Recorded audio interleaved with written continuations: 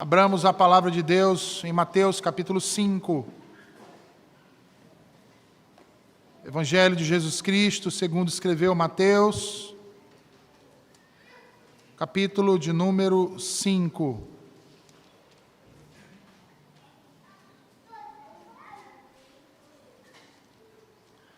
Mateus capítulo 5. Vamos fazer uma leitura, meus irmãos, do versículo 38 ao 42, texto base do sermão que será pregado essa noite. Mateus, capítulo 5, versículos 38 ao 42, assim diz o Senhor. Ouviste que foi dito, olho por olho e dente por dente. Eu, porém, vos digo que não resistais ao mal, mas se qualquer te bater na face direita, oferece-lhe também a outra. E ao que quiser pleitear contigo e tirar-te a túnica, larga-lhe também a capa. E se qualquer que te obrigar a caminhar 1 milha, vai com ele 2. Dá a quem te pedir, e não desvies daquele que quiser tomar emprestado de ti. Até aqui, meus irmãos. Oremos mais uma vez. Senhor, a tua palavra foi lida e agora será proclamada ao coração dos teus filhos que aqui se reúnem diante de ti. Assim como tu fizeste pela manhã deste dia, Senhor, faze novamente agora à noite e fala aos nossos corações. Edifica-nos com a tua palavra, porque a tua palavra é a verdade, Senhor. É a luz que ilumina os nossos caminhos, é lâmpada para os nossos pés. Exorta-nos, Senhor, admoesta-nos, Senhor, e que o teu Santo Espírito aplique cada verdade que for proferida por ti nesta noite ao teu povo, aos nossos corações, nos transformando e nos tornando, Senhor, mais semelhantes a ti, e que tudo seja para o louvor da tua glória, no nome santo de Jesus. Amém. Meus irmãos, observem que nesse texto, o qual acabamos de ler, Jesus dá continuidade ao ensino que vinha realizando junto aos seus discípulos acerca da correta interpretação da lei de Deus. E como nós já sabemos, mas não custa nada lembrarmos, Jesus está fazendo um ensino contrastivo. Ele está, portanto, estabelecendo um contraste entre aquilo que era ensinado pela maioria dos escribas e fariseus do seu tempo, com aquilo que é dito na palavra de Deus. E que, portanto, deveria refletir a intenção do autor quando escreveu e registrou aquelas palavras que Deus o havia revelado. Percebam que, de todos os ensinamentos de Jesus aqui, nesse Sermão da Montanha, sem sombra de dúvidas, meus irmãos, este é certamente o mais desafiador. E por que é o mais desafiador? Porque, dessa vez, o contraste que o Senhor Jesus estabelece aqui é quanto ao princípio da justiça e da equidade daquilo que foi chamado por muito tempo como lex talionis, ou jus talionis, ou ius talionis, ou simplesmente lei de Talião, cujo significado não diz respeito a uma pessoa, mas a uma aplicação daquilo que é chamado de direito de retaliação. Direito de retaliação. Percebam que uma das frases mais características desse princípio do direito da retaliação está muito bem destacada aqui, logo no versículo de número 38. Olho por olho, dente por dente. Mas esse direito pode ser visto e aplicado de duas formas, sendo a primeira contrária ao padrão de equidade das Escrituras, e a segunda em concordância com o que ela revela. O primeiro é aquilo que nós chamamos de retaliação do eu. O segundo é aquilo que comumente se estabeleceu como a retaliação do direito. Sobre a retaliação do eu, a pulsão mais profunda do ser humano é, por natureza, vejam, o seu impulso de preservação. Enquanto essa pulsão se move dentro de parâmetros saudáveis, ela é algo até mesmo que nós podemos classificar como sendo algo natural. Porém, quando distorcida, ela se torna demoníaca, principalmente quando procura impor violentamente, sem escrúpulos. Essa forma de retaliação é externada na vontade de dominar sobre o outro, de se tornar alguém importante. É externada também, meus irmãos, vejam isso, através do egoísmo, através da ganância, através do espírito vingativo, da inveja, do ressentimento, da amargura e também do ódio. Nessa forma de retaliação, retribui-se o mal com um mal ainda pior. Esse foi o caso de Lameque, se os irmãos lembrarem do texto de Gênesis 4:23, onde um homem pisa no seu pé e ele retribui o mal que aquele homem havia feito a ele, o incômodo que aquele homem havia acometido ele, matando-o por conta daquilo. Nessa situação, portanto, a ofensa é devolvida com uma outra ofensa ainda mais grave. A defraudação é devolvida com uma defraudação ainda mais grave. Nessa forma de retaliação, a retaliação do eu, o indivíduo age com um rigor desproporcional. Age a partir da emoção, da irritação momentânea, do desejo de vingança, de estabelecer a sua própria justiça. Com isso, o seu coração passa a ser dominado pelo mal, e uma vez envenenado por este, torna a convivência com o próximo algo insuportável. Logo, quando se dá livre curso à retaliação do eu, o fim acaba sendo a dissolução, a decadência social, a anarquia, o caos. Uma guerra generalizada que culmina com o esfacelamento de qualquer tipo de relacionamento, seja ele afetivo, seja ele social, seja ele religioso.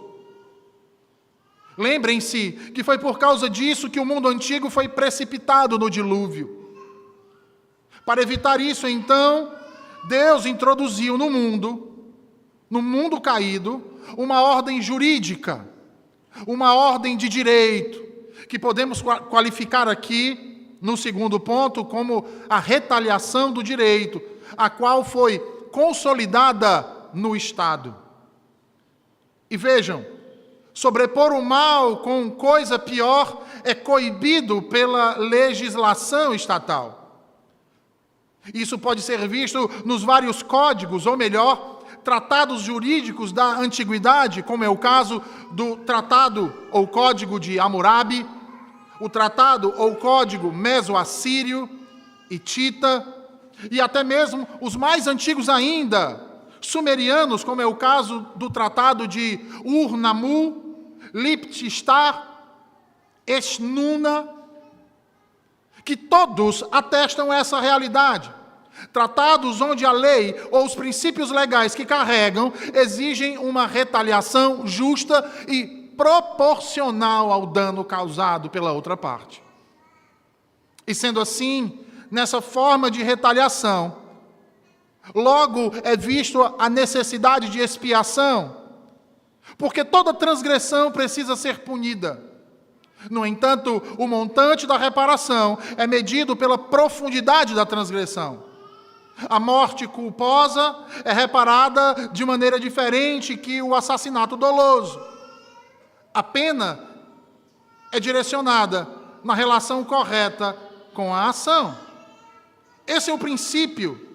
Logo, era isso que significava o olho por olho e dente por dente nas civilizações antigas e também em Israel. Qual é o problema disso, então? O problema disso é que os homens, apropriando-se desses princípios, distorceram-no e passaram a promover a vingança, a autojustiça, a justiça relativa, onde um sentenciava o outro de acordo com os seus padrões morais, como faziam muitos dos escribas e fariseus dos tempos de Jesus. E é por isso então que Jesus vai dizer, volte aí ao texto e veja o que ele diz novamente, na leitura dos versículos 38 e 39, onde ele diz: ouviste que foi dito, olho por olho, dente por dente.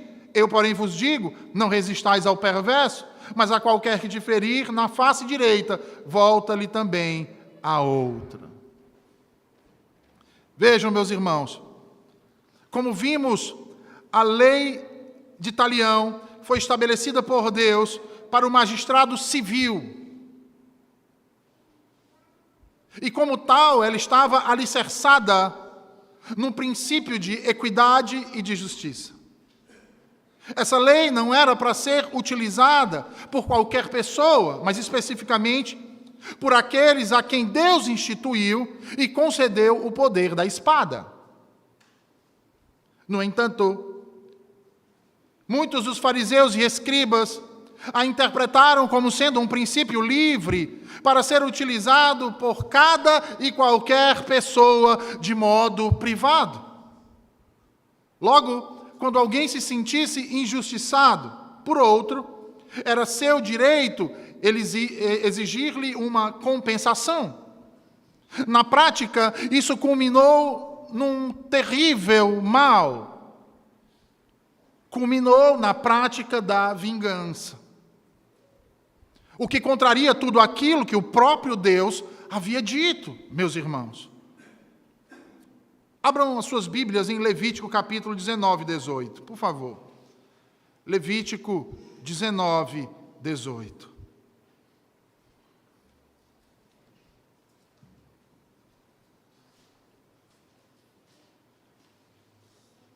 Vejam aí o que diz o Senhor. Não te vingarás. Olha a ordem de Deus.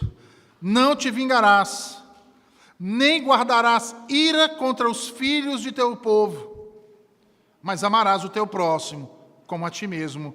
Eu sou o Senhor. A grande questão diante disso é sabermos então como algo tão claro foi obscurecido por aqueles que detinham um conhecimento superior ao dos demais naquilo que dizia respeito à lei do próprio Deus. E os puritanos nos ajudam nos mostrando duas razões para isso. A primeira diz respeito ao desejo natural de vingança e retaliação que há no coração do homem caído. E percebam, meus irmãos, que esse é um desejo incontrolável quando este sente-se prejudicado, agredido ou humilhado por outro. É uma reação natural o desejo de, lá na minha terra se dizia, descontar o mal que o outro fez conosco. E é algo que muitas vezes fazemos de modo imediato, levado pelo calor de nossas emoções. Certamente, meus irmãos, essa corrupção em suas naturezas era bastante latente, uma vez que foi necessário, inclusive, criar cidades-refúgios para que aquele que, como diz a Escritura, vingador de sangue, não perseguisse o acusado e o matasse em qualquer lugar. Nós vamos ver isso no livro de Êxodo. Quando fala acerca do homicida, era necessário que ele se refugiasse numa dessas cidades-refúgios para que esse homem, o vingador de sangue, não o achasse e fizesse justiça com as próprias mãos. E sendo assim, veja, eles então pervertem a lei como costumam fazer pecadores contumazes, a fim de fazer daquilo que é pecaminoso, não pecaminoso, a fim de tentar justificar com a própria lei aquilo que a lei em momento algum justifica, utilizando-se de jogo de palavras. E vejam como o diabo se aproveita destes, meus irmãos, que geralmente tem no coração a avidez da intolerância, a impaciência quanto ao contraditório. uma disposição para fazer justiça com as próprias mãos, uma avidez de resolver as coisas de modo imediato. Como diz o puritano William Perkins, o diabo, percebendo esse tipo de disposição natural neles, os faz sonhar com um mundo terreno de maravilhas e de prosperidade sob o domínio deles e para eles exclusivamente. Ele faz isso, inclusive, entre cristãos protestantes, diz Perkins. Sim, irmãos, em ditos cristãos como eu e vocês.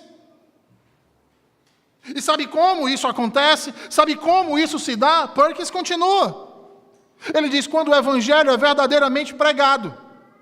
Pois embora ele não possa, como deseja, corromper a religião na boca dos mestres, todavia a enfraquece no coração dos homens, de outros mestres e ouvintes. E como eles fazem isso? Fazendo com que eles recebam apenas a religião se for compatível com a natureza e disposição deles.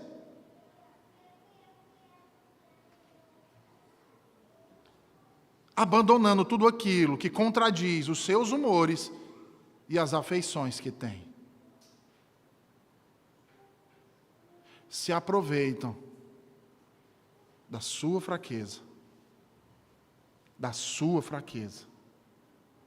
das nossas fraquezas, para deturpar a verdade de Deus, na tentativa de destruir a verdadeira religião.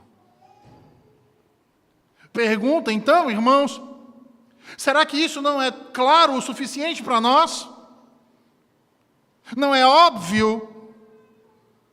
E por que é tão claro? Ora, aquele que abraça a verdade de coração, ele estrutura a sua vida de acordo com ela. Aquele que recebe o evangelho, irmãos, ele estrutura a sua vida de acordo com ela. Com este evangelho e não outro. Mas há aqueles que o acolhem apenas de modo formal e ocasional. E sabe o que eu quero dizer com ocasional? Quando lhes convém. Simples assim, irmãos.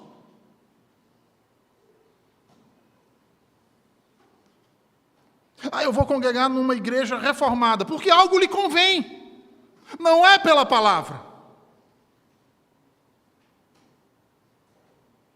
Não é pelo evangelho que é pregado a partir daquele púlpito. Mas é por outros fatores, algo que lhes convém. Mas lá eles cantam apenas os salmos. Eu acho que eu devo cantar outros cânticos, mas eu vou para lá por outros interesses.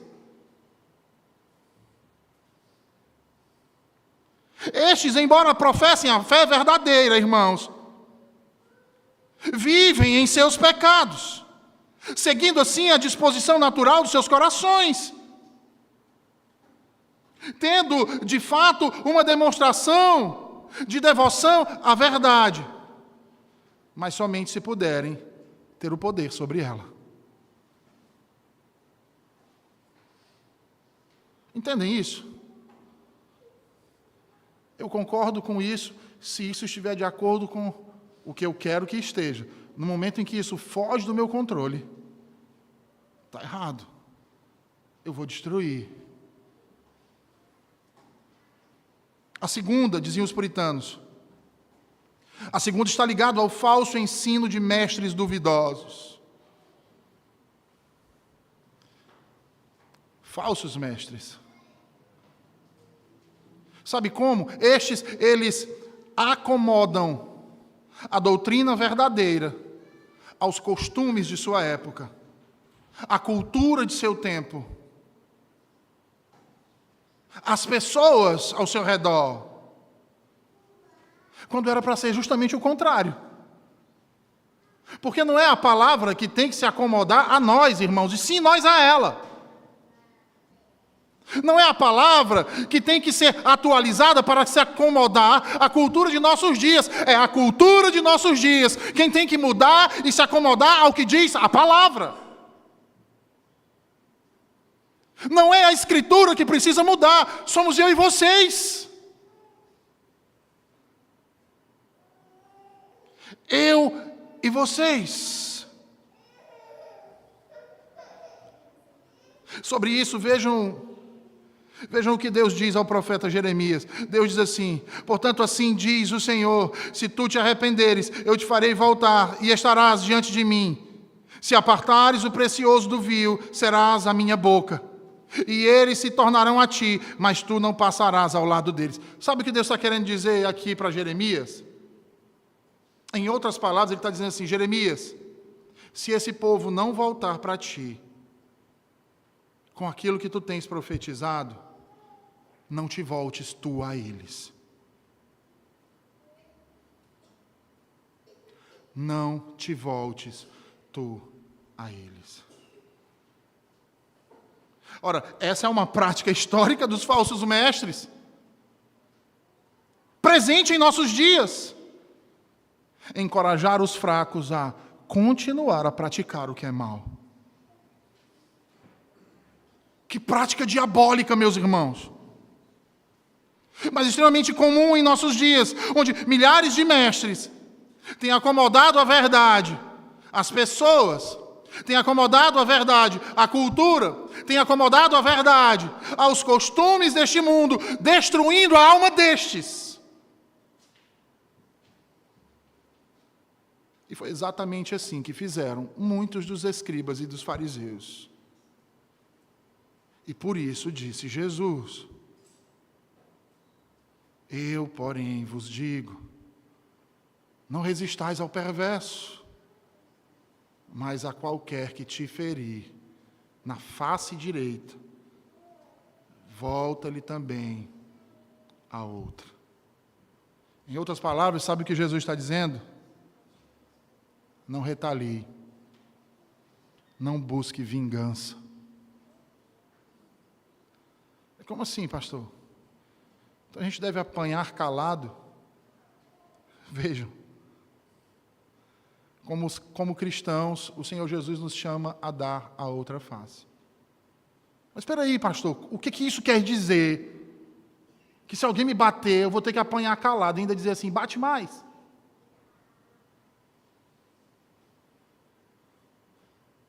Eu nunca vi, das ordens que Jesus deu, uma que fosse tão mal interpretada como essa.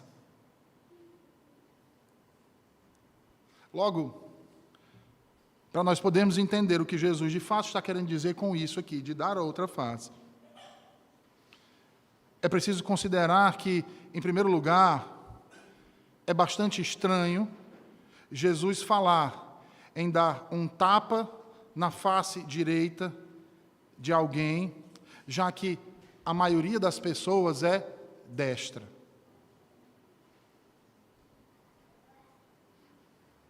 Como faríamos para dar um tapa na face de alguém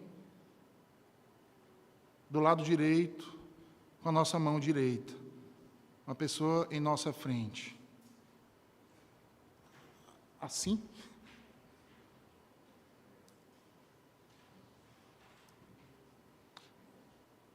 Isso só seria possível se o fizéssemos com as costas da mão. Aí sim seria possível. Mas sabe o que é que isso revela naquele período? Quando alguém fazia isso com outra pessoa, aquilo caracterizava um gesto de insulto.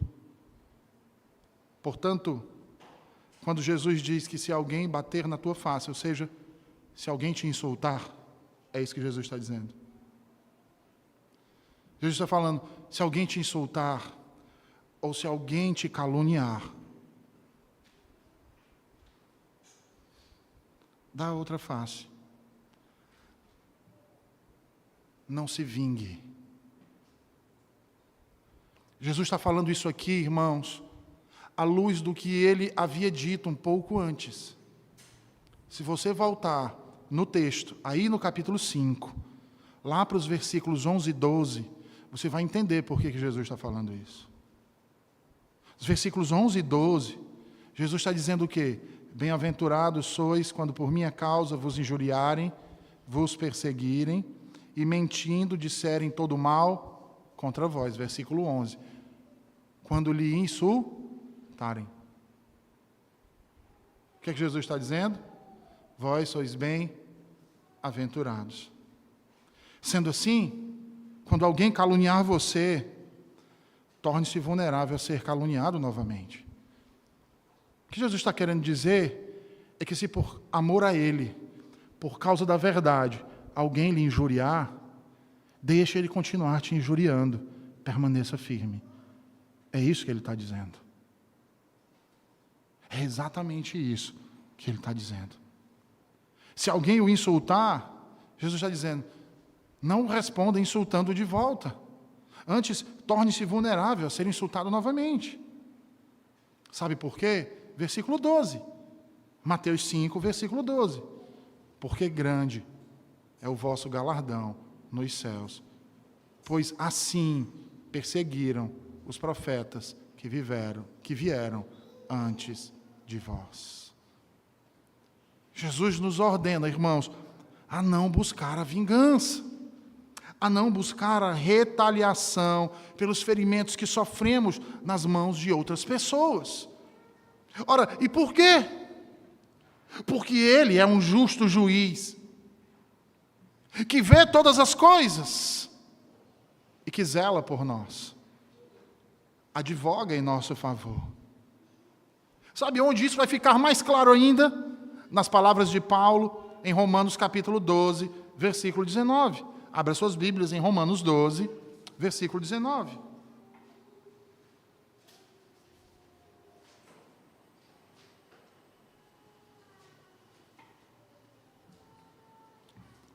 Paulo vai dizer, Romanos 12, 19, Paulo vai dizer, amados, não se vinguem, mas antes deem lugar à ira, pois está escrito, minha é a vingança. Quem é que está falando isso, irmãos? Não é Paulo. Paulo está parafraseando quem? O próprio Deus. O próprio Deus é quem diz, minha é a vingança, eu a retribuirei, diz o Senhor. A vingança, meus irmãos, não é de vocês, não é minha, é de Deus. Portanto, não queiramos retribuir o mal com o mal, não queiramos devolver o mal que recebemos. Mas veja, isso não quer dizer que não podemos resisti-lo de um modo legal, de um modo válido. E como fazemos isso? Por meio das instâncias e instituições que o próprio Deus estabeleceu. Deus nos concedeu magistrados na esfera civil e nos concedeu presbíteros na esfera da religião. E ainda, lembre-se disso, irmãos, ainda que estes não façam a justiça que deve ser feita, e necessariamente, lembre-se da instância superior, do justo juiz, que não está longe, como nós vimos pela manhã, mas está sempre perto, que vê todas as coisas e que não falha e não tarda, mas faz justiça ao oprimido. Ora, o próprio Senhor Jesus é quem diz, como em Lucas capítulo 18, versículo 7, não fará Deus justiça aos seus eleitos, que clamam a Ele dia e noite, embora seja tardio para com eles? Devemos deixar, então, a vindicação nas mãos daquele, irmãos, que, diferentemente de nós, é perfeito em sua vindicação. Logo, não queiramos fazer justiça com as nossas próprias mãos. Antes, entreguemos nas mãos do Altíssimo e o deixemos lidar com isso. Antes, procuremos responder a estes com o que orientou Jesus, nos versículos 40 ao 42. Veja aí o que ele diz em Mateus 5, 40 ao 42. Ele diz, ao que quer demandar contigo e tirar-te a túnica, deixa-lhe também a capa. Se alguém te obrigar a andar 1 milha, vai com ele 2. Dá a quem te pede e não voltes as costas ao que deseja que lhe emprestes. Percebam que aqui Jesus propõe o segundo exemplo do erro cometido contra os homens. De acordo com a lei romana, as autoridades tinham o direito de obrigar alguém a transportar mercadorias até 1 milha sem compensação. Foi sob essa lei que Simão, de Cirene, foi obrigado a carregar a trave do instrumento de execução de Jesus. Jesus diz aqui que se alguém é afligido por esta opressão injusta, vá ainda mais longe. Ora, não foi isso que o próprio Senhor Jesus fez? Ou já esquecemos do que diz Isaías lá no capítulo 53? Ele foi oprimido e afligido, mas não abriu a boca. Ele foi levado como um cordeiro ao matadouro e como ovelha muda perante os seus tosquiadores. Assim, ele não abriu a boca. Esse mandamento não pode ser compreendido de modo simples, meus irmãos, nem de modo literal, certamente. Ele precisa ser compreendido de modo comparativo ou figurado. E por que eu digo isso? Eu digo isso porque o que Jesus está dizendo é que, ao invés de você buscar vingança privada, não só deve sofrer o dano, a perda de um bem temporal, como de outros. Como de outros.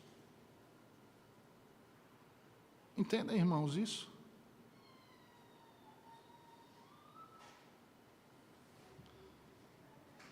Entendem isso?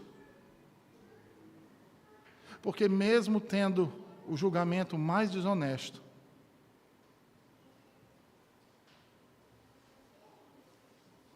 mesmo tendo sofrido com as injúrias, as calúnias, as mentiras e terrível perseguição,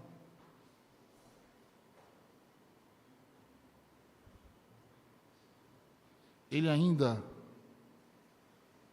encontra ânimo para pedir ao Pai por estes, pedindo para que os perdoe, porque não sabem o que fazem. Mas nós que dizemos ser discípulos deste homem, o que fazemos, irmãos?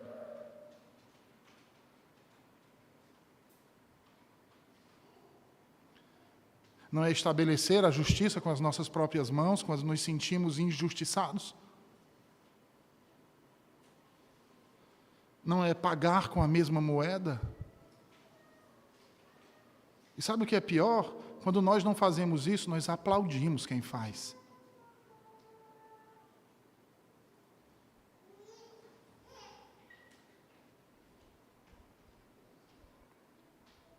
Ao invés de buscar vingança, meus irmãos, privada, não só o crente deve sofrer a perda de um bem temporal, como a de outros. E sabe o que isso quer dizer?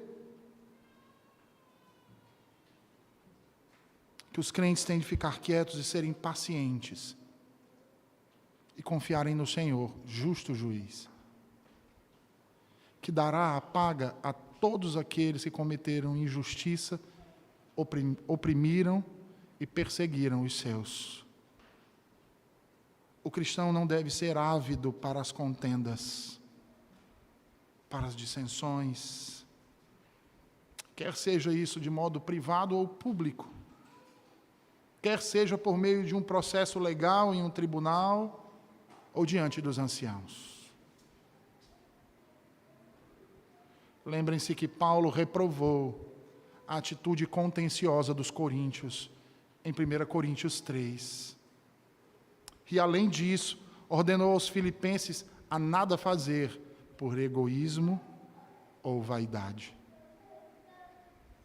E como em nossos dias temos pessoas egoístas e vaidosas.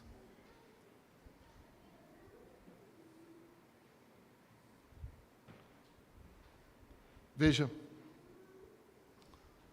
embora os homens tenham diferenças entre si, meus irmãos, não devem ser contenciosos em palavras ou atos, principalmente quando estes são crentes, quando estes pertencem ao mesmo corpo e ao mesmo Senhor. Quando o sangue que os redimiu foi também o que os redimiu a eles. Sabe por quê? Eu vou lhe dizer. Porque o espírito contencioso, por meio do qual os homens se esforçam para humilhar os outros com palavras e com atitudes, não provém de Deus.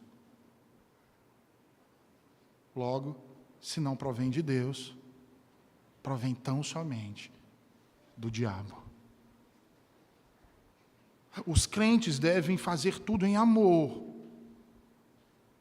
visando a conciliação e a pacificação, não o conflito, não a guerra, mas a paz, principalmente entre si. Mas isso só é possível, irmãos, quando há verdade.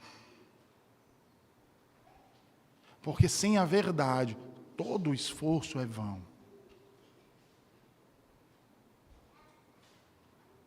Então, com estes que são mentirosos, caluniadores, pauradores frívolos, nós temos que nos distanciar. Para quê? Para não pecarmos contra o Senhor. Antes, entregá-los nas mãos do justo juiz. Sabe o que Perkins diz acerca destes? Quando um homem diz o que pensa de modo agressivo e provocador, deve parar imediatamente com isso. Pois a multiplicação de palavras desse tipo é contra a civilidade cristã, sendo condenada em todos os lugares das Escrituras. Sabe por quê? Porque eu e vocês, a gente não foi chamado para estar contendendo com ninguém, para estar causando dissensão, para estar nutrindo ódio uns pelos outros. Pelo contrário. Quem é digno do ódio é o diabo, é o pecado, é a iniquidade.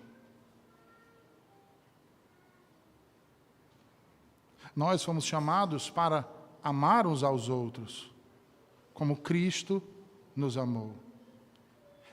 Essa é a verdadeira marca de um cristão. A retaliação do cristão é a retaliação do amor. Somente ela constitui a diretriz para a nossa vida no seguimento de Jesus. Logo, e portanto, essas palavras do Senhor devem ser cumpridas por todos aqueles que creem, a fim de fazerem resplandecer a gloriosa luz do seu reino, não só dentro da comunidade pactual, mas em todo o mundo, até que Ele venha. E que o Senhor nos ajude. Vamos orar?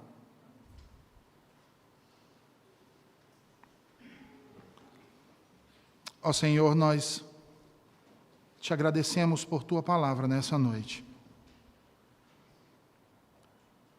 Em tempos de tantas controvérsias, Senhor. Em tempos de tanta confusão.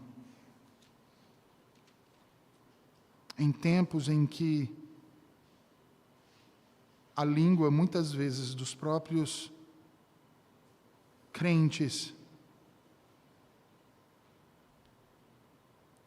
tem funcionado como verdadeiros açoites de uns sobre os outros. Tu nos ensina a voltar aos teus caminhos de paz. Tu nos exorta a fazer o mesmo que tu fizeste, Senhor, conosco. Porque ainda quando éramos teus inimigos, tu nos amaste. E ainda quando blasfemávamos contra ti, tu nos chamaste.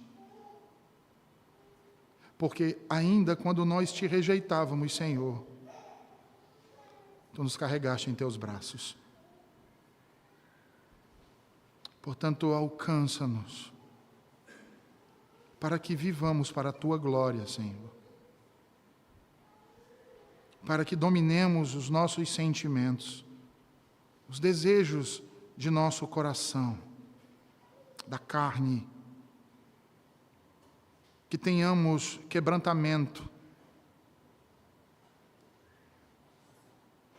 e que o nosso orgulho, Senhor, e a soberba se transformem em humilhação diante de Ti. Para que possamos olhar para os nossos irmãos e os consideremos como superior a nós mesmos.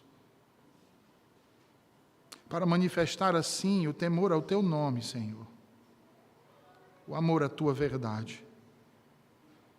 A fé e a esperança de que Tu és justo, justo juiz, e há de punir o iníquo e galardoar aqueles que Te temem. Em Cristo Jesus, pacifica-nos o coração, Senhor, para o louvor da Tua glória. Amém.